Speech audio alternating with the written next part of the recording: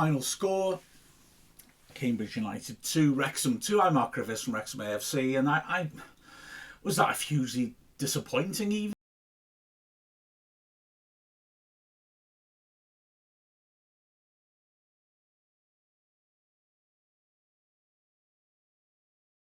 Was it a good evening? I'm not sure. I guess it's one that hindsight will have to answer, isn't it? I mean, the fact of the matter is, we should have won that match. And, I mean, either on paper, we're away to a team that's 23rd in the table, and in practice, because we started extremely well, didn't build.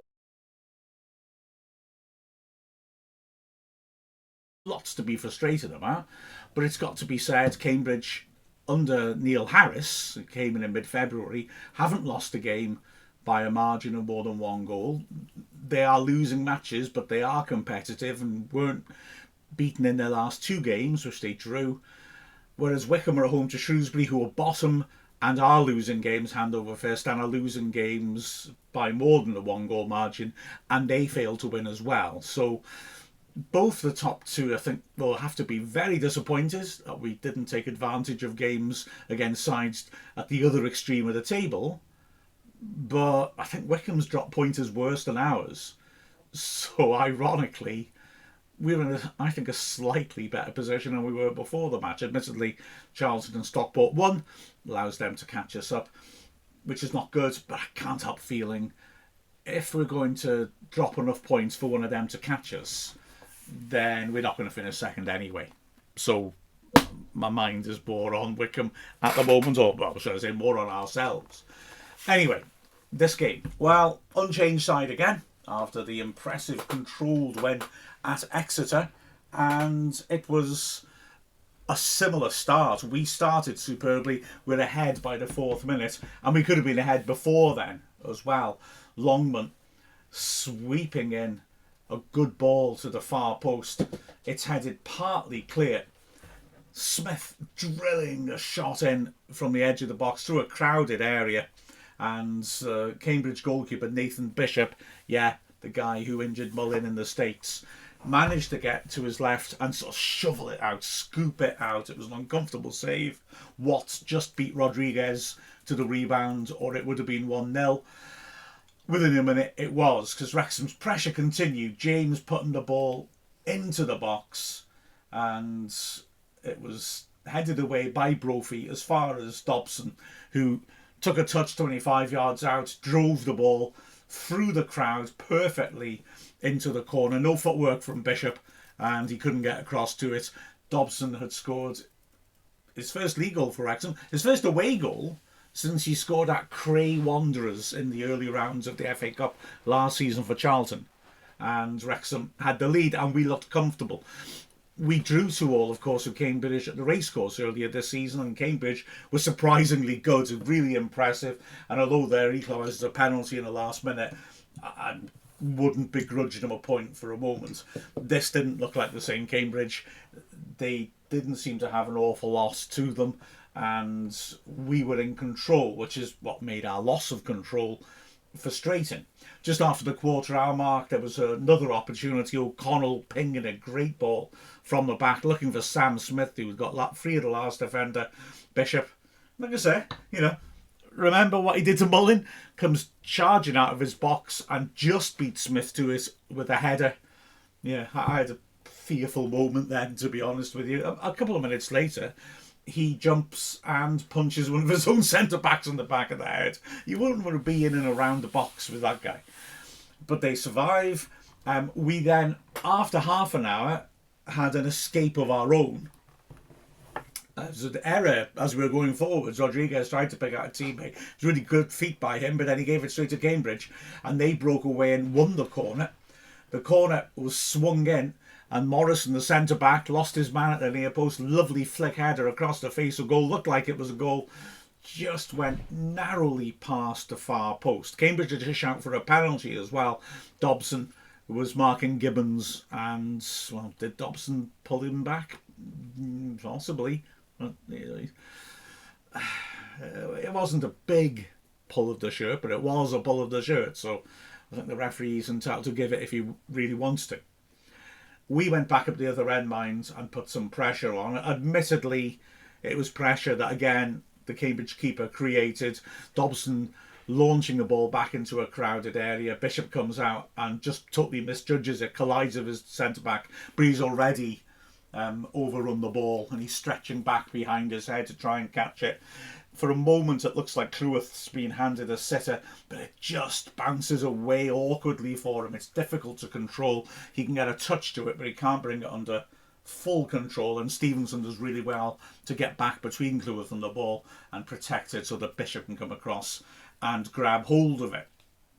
But then, having said all this, like I say, Cambridge, apart from that set piece, haven't created anything.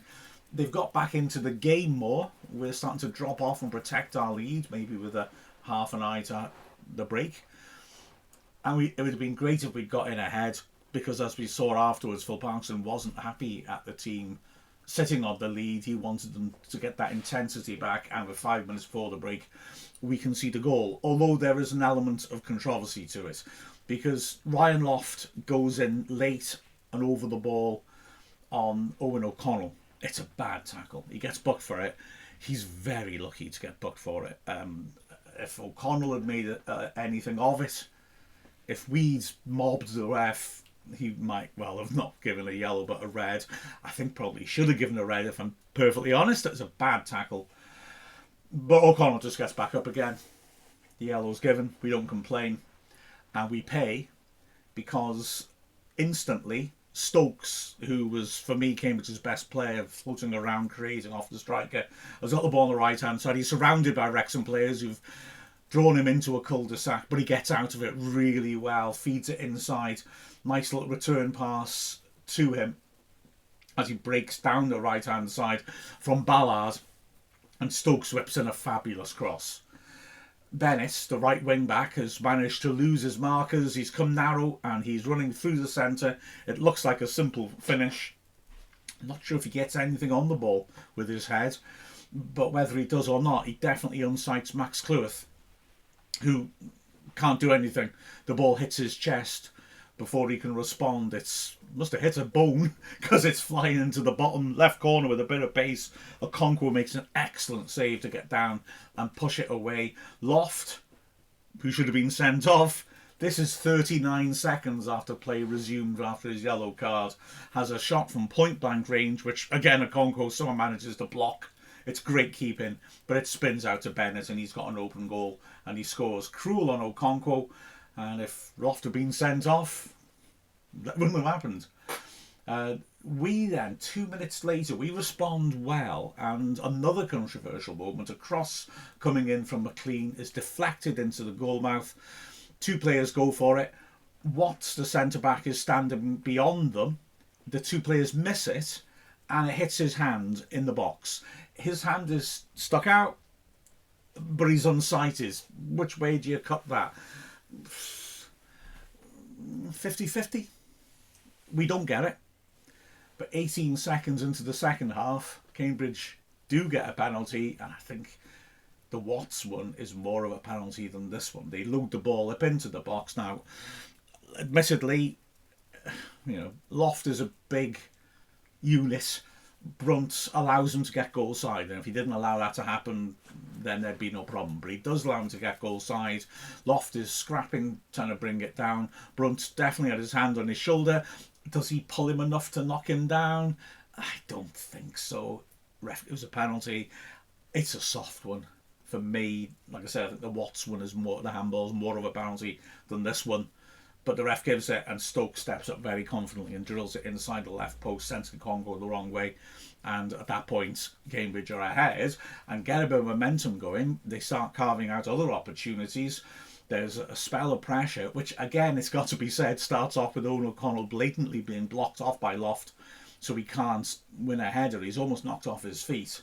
And Wrexham concede a corner because of it. It's cleared, comes back in, and Gibbons, who stayed up for the corner, is right round the back of the defence. Loft is waiting for a cutback. It's pulled back in, And luckily for Wrexham, Brunt is able to, at full stretch, make an absolutely massive interception to get the ball clear. Otherwise, a hell of a chance for us to go 3-1 down. We are not happy with the ref at this point. I wasn't either, I've got to say. Phil Parkinson certainly wasn't after the match. And we've had a bit of a let-off. We start to come back into it. Dobson feeds Cleworth, who drills a shot from 25 yards, takes a nasty deflection. Great save by Bishop, who scrambles across and manages to tip it over. Within 2 minutes, though, again Cambridge have a chance. Bennett again, we're having problems down our left. Bennett's getting into lots of space, as well as Stokes for the actual first goal. He sweeps the ball into the far post. Brophy does well to keep the move alive, nodding it back inside, and on the bounce, Loft drills it from just outside the 6-yard box.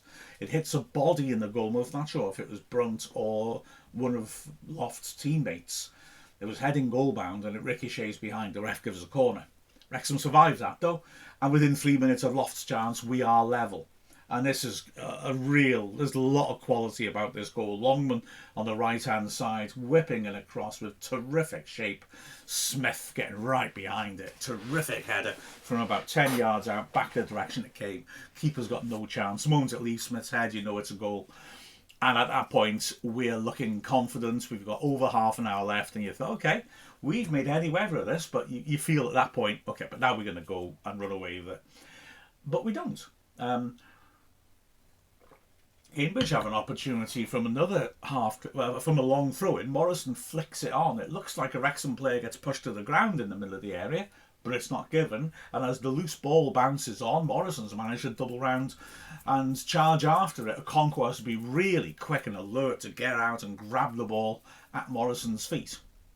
But Wrexham are quickly getting on top of the game. Dobson feeds the ball in, looking for Smith in the box. He's one-on-one with the keeper. For once, his first touch isn't really the best, though, and it forces him wide. It's a great ball by Dobson. Smith, from a tighter angle than he'd have wanted, drills a powerful shot in. Bishop's made himself big. It hits him, ricochets out at the edge of the area, and Rathbone charges in and drills a shot on target, which is blocked. We throw Stephen Fletcher on for Rodriguez and then take the corner, and Wrexham win a free kick as a result on the left-hand side. McLean lifts it in, 8 yards out. Brunt is there, gets up cleanly, can't control his header properly, and puts it just wide of the right post. So we're really starting to push now. Fletcher is giving us some presence up front alongside Smith, who is absolutely tireless. O'Connell hits another fabulous pass. I mean, this is a worldie from the back, and manages to put Fletcher into a wonderful position left side the box. And again, it's ironic, isn't it? Just like Smith moments earlier, for once Fletcher's touch lets him down. What a good technical player he is, but he can't bring it in, and it bounces behind for the goal kick.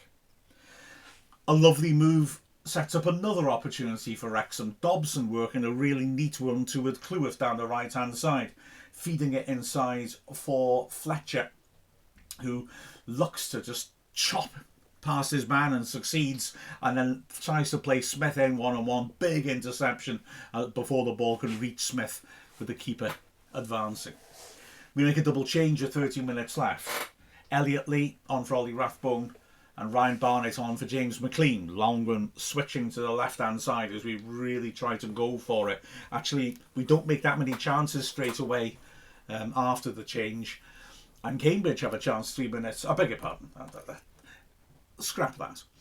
We don't make many chances until about 3 minutes from the end. Longman standing the ball in. Fletcher heading it down. Bishop, makes a hash of it. It's not a save, it's a take on his line. It just bounces. I don't know how he gets it so wrong, but it sort of bounces up onto his shoulder and ricochets loose into the goal mouth. He is so lucky to survive it, and we can see the foul as we try and go for the loose ball. But in added time, there are two big moments. First minute of added time, Elliot Lee does really well on the left. He's being fouled clearly. The referee signals advantage. I've got to be honest, I'm not happy, because I'm thinking, he's got two players on him. He's not going to get much of an advantage. To be fair to Lee and the ref, Lee persists and manages to get beyond them, feeds it into Dobson, who keeps it moving out to the right.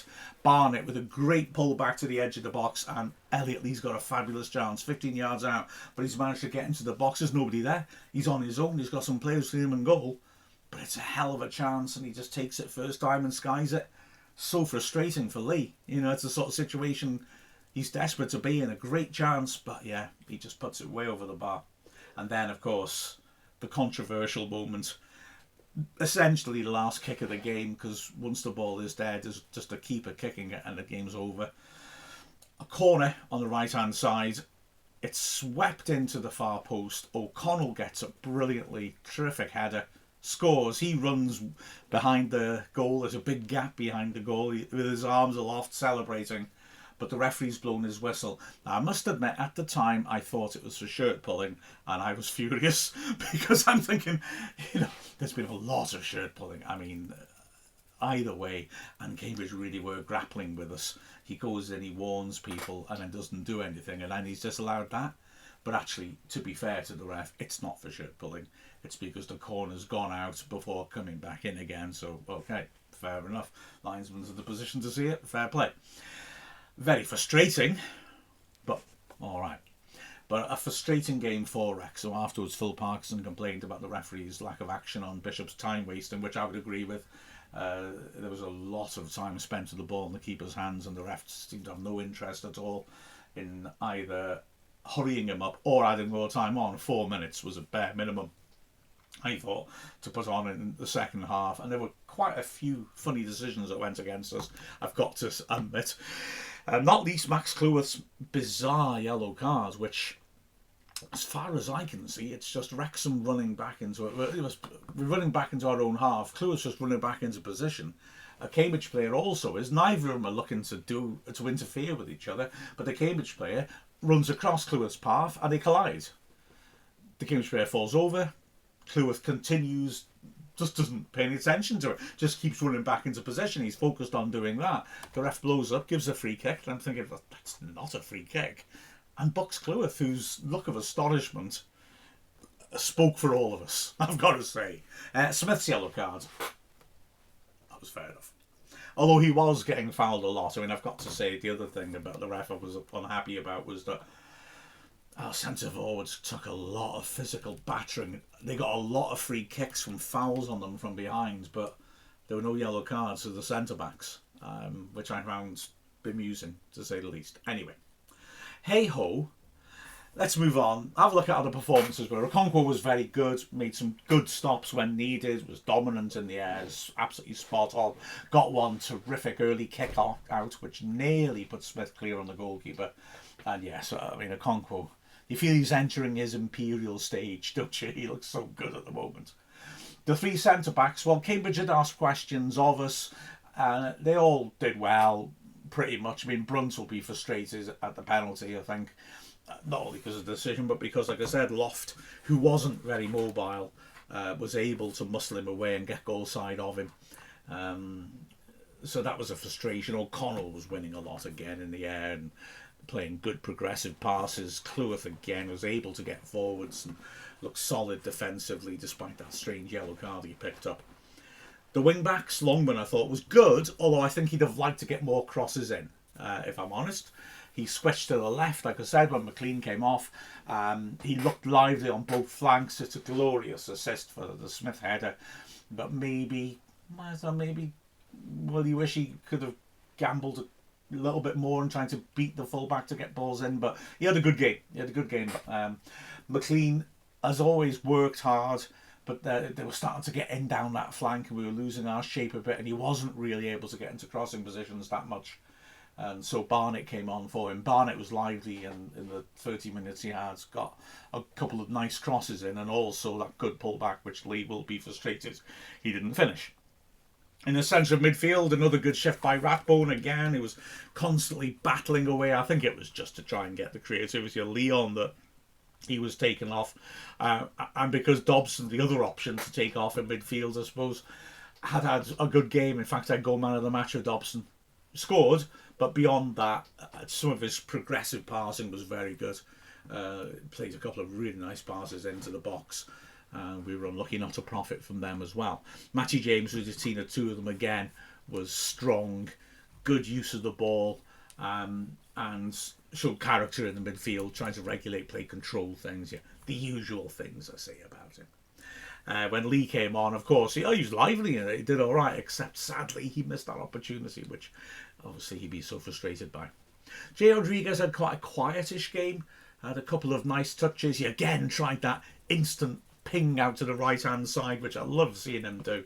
Didn't quite come off it, but he's got great vision. I like Rodriguez, but he wasn't able to really hurt Cambridge. And Fletcher, when Fletcher came on, it became more of an orthodox 2 up front. He made an impact. He was winning his headers, getting in behind, and will be a little disappointed, I think, with his level of skill, that he wasn't able to make more of a couple of half chances that he had. Smith, on the other hand, up front, well, he took his goal ever so well. Like another good performance by Smith. He just runs those channels, makes those runs, makes life difficult, forces defenders into mistakes if they manage to beat him to a ball that turns them. Again, so strong with his back to goal. High calibre performance, fully merited his goal. So yeah, 2 drop points against the team that are 23rd, and let's be honest, will get relegated at the end of the season. Isn't great, but it's not as bad as drawing at home to Shrewsbury, which Wickham did. And so yeah, like I said, I think on balance, we're in a slightly better position, you know. 1 more game ticked off, closer to our objective. I think Burton's going to be tough again on Saturday. We need to dig in and be ruthless against these teams in the bottom 4 who are fighting for their lives and full.